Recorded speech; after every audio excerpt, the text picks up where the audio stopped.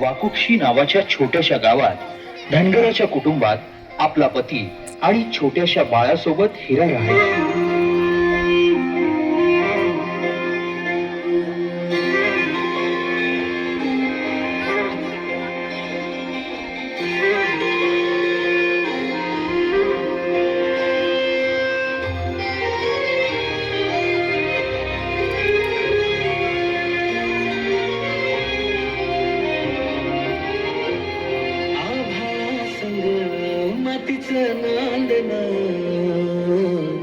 जीव झाला चकवा चांदन आभाळा संग मातीचं नांदन जीव झाला चकवा चांदन दिवसाच दिस त्यात तारया नभामध्ये दिवसाच दिस त्यात तारया नभामध्ये हो जगन हे ज्ञान झालं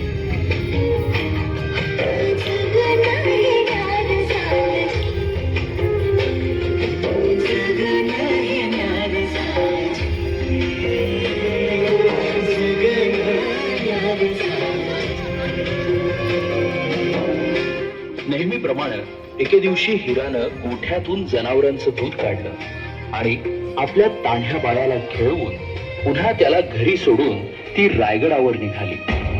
तो दिवस होता कोजागिरी पौर्णिमेचा.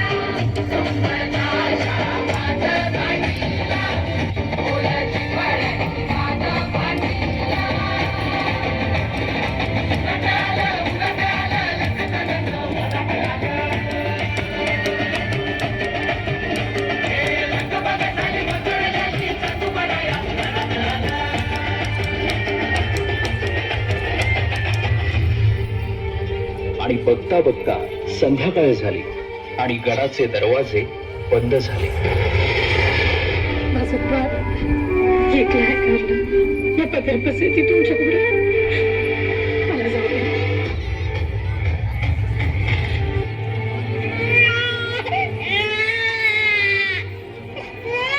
कमलेला जीव पुन्हा उमलून येई कानी येते हात जेव्हा आई आई आई दमलेला जीव पुन्हा उमलून येई कानी येते हात जेव्हा आई आई आई आई आई आई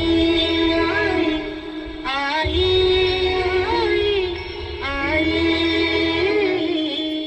आपण तरी रस्ता असेल ना एवढा मोठा गड तसा ते पश्चिमेचा कडा आहे तिथून तटबंदी ना बुरुज कडा असा भळगतून सीधा तिथून फकस्त वारावर येतो आणि पाणी खाली लागतो. माझं बाळ आई भावाने राहील पाठीशी उभी. आई भवानीला समधीकडे पोचता येत नाही म्हणून तर तिनं आई बनवलं. पोटासाठी जरी रोज हिंडते पाऊल कान घेते क्षण क्षण पिलांची चाहूल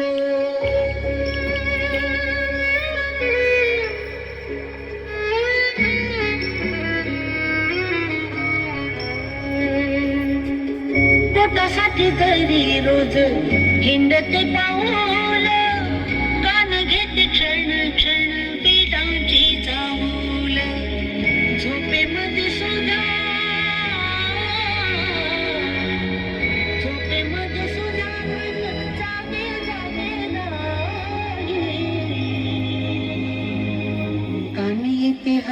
जेव्हा आई आई आई आई आई आई आई आई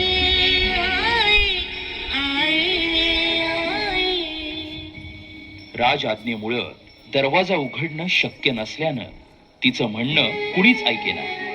आता हिराच्या डोळ्यासमोर येत होतं ते म्हणजे तिचं घरी एकटं असलेलं तान्हं बाळ. त्याच्या आठवणीनं व्याकुळ झालेल्या हिरानं किल्ल्याच्या कडावरून खाली उतरण्याचा निर्णय घेतला.